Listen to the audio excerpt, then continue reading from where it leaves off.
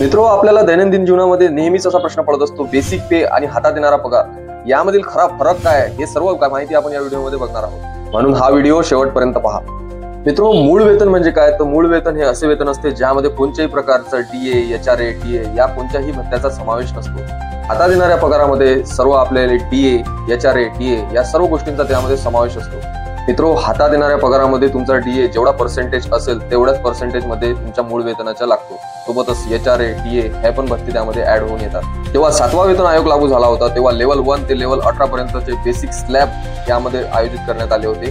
त्यानुसार आपले बेसिक पे आणि त्यावर मिळणारा DA, HRA या सर्व मिळून आपला पगार हा बनत असतो. जर एका कर्मचाऱ्याचे बेसिक पे हे 25,000 असेल आणि हातात येणारा पगार जर आपण बघितला तर 25,000 आणि त्याचे जर समजा सध्याचा जर DA हा 50% असेल तर 25,000चे 50% म्हणजे जवळपास 12,500 रुपये एक्स्ट्रा आणि सोबतच HRA आणि TA आणि इतरही भत्ते त्यामध्ये ऍड होऊन तो जवळपास 40 ते 45,000 रुपयांपर्यंत पगार जात असतो. तो हा फरक आपल्याला समजून घेणे आवश्यक आहे. हा व्हिडिओ तुम्हाला आवडला असेल तर नक्की या चॅनलला सबस्क्राईब करा आणि हा व्हिडिओ शेअर करा. धन्यवाद.